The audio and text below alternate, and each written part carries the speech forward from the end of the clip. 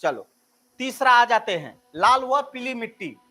अब तीसरा बेटा लाल और पीली मिट्टी लिख लीजिए, ग्रेनाइट, ग्रेनाइट और नीस के विखंडन से लोह ऑक्साइड, लोह ऑक्साइड से लाल और नाइट्रोजन और फास्फोरस की कमी से यह पीली होती है। ठीक है, यह मृदा मुख्य रूप से, यह मृदा मुख्य रूप से प्रायद्वीपीय भारत में पाई जाती है, जैसे तमिलनाडु, कर्नाटक, झारखंड के संथाल परगना और छोटा नागपुर पठार। इस मिट्टी में मुख्य रूप से मोटे अनाज किसको कहते हैं, मक्का, ये ठीक है, मोटे अनाज, दलहन और तिलहन। दलहन मतलब समझते हो ना, दाल, और तिलहन मतलब समझते हो ना, तेल सबका जो हम लोग प्रोडक्शन करते हैं, तिलहन की खेती की जाती है। हो गया बेटा, 3 मिट्टी हो गया। लेटेराइट, 200 से अधिक वर्षा वाले क्षेत्र में यह मिट्टी पाई जाती है। चूने की कमी के कारण मृदा अम्लीय तथा कुछ यौगिक तत्व बच जाते हैं, बालू और चूने के अंश के रूप में पाई जाती है। चाय की खेती, कॉफी की खेती, मसाला की खेती के लिए विख्यात है। पश्चिमी घाट, बाबू ये वाला एरिया पूर्वी घाट, मेघालय के क्षेत्र में विस्तारित है। ये कौन सा मिट्टी था बेटा मेरा, लेटेराइट। अच्छा, लेटेराइट कहाँ पाया जाएगा यदि आपसे प्रश्न पूछेगा तो जहां 200 से अधिक वर्षा होता है। और इस मिट्टी का खास बात क्या हमको दिखाई दिया, क्या दिखाई दिया, अरे बोलो ना रे, इस मिट्टी में और क्या खास तुमको दिखाई दिया, चाय की खेती, ठीक है,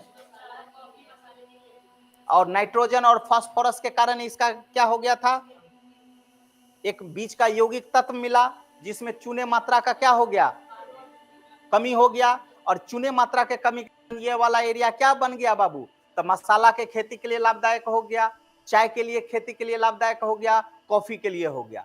तो मसाला कहाँ होता है, कर्नाटक, केरल और तमिलनाडु वाला एरिया, ठीक है। दूसरा चाय कहाँ होता है, असम वाला एरिया, ठीक है, तो मेघालय तक विस्तारित है। और तीसरा यहाँ हम लोग तमिलनाडु और केरल सब में कॉफी भी हम लोग देखेंगे, क्लियर है। चलो पांचवा, पर्वतीय मृदा, पर्वतीय या वनीय मृदा या मिट्टी। अच्छा आप ही लोग बोलिए तो पर्वतीय मिट्टी भारत में कहाँ पाया जाएगा, हाँ ये वाला एरिया जो मेरा बच गया है, तो ये वाला एरिया में हमारा कौन सा रहेगा, पर्वतीय मिट्टी। बात समझ में आया, चलो स्टार डाल करके लिख लीजिए।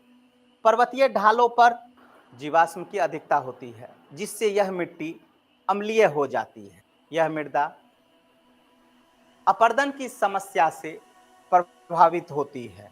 पहाड़ी ढालों पर स्थित होने के कारण अपरदन की समस्या से प्रभावित होती है। पहाड़ी ढालों पर स्थित होने के कारण इस मिट्टी में बागानी कृषि की जाती है, बागानी कृषि की जाती है और इन्हीं के साथ फलों की भी कृषि की जाती है, फलों की भी कृषि की जाती है। ओके बाबू, चलो नेक्स्ट, मरुस्थलीय मिट्टी। बेटा आप ही लोग बताइए तो मरुस्थलीय मिट्टी भारत में कहां मिलेगा, राजस्थान और गुजरात वाला एरिया में, ठीक है ना। यह वास्तव में बलुई मिट्टी है जिसमें लोहा और फास्फोरस पर्याप्त मात्रा में होता है, परंतु नाइट्रोजन और ह्यूमस की कमी होती है। हाँ, यह एक अनउर्वर मृदा है। अनउर्वर, उर्वर होता है ना, अनउर्वर लगा दो,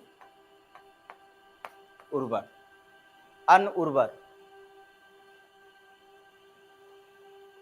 ठीक है, जो क्षारीय गुण वाली होती है, जो क्षारीय गुण वाली होती है।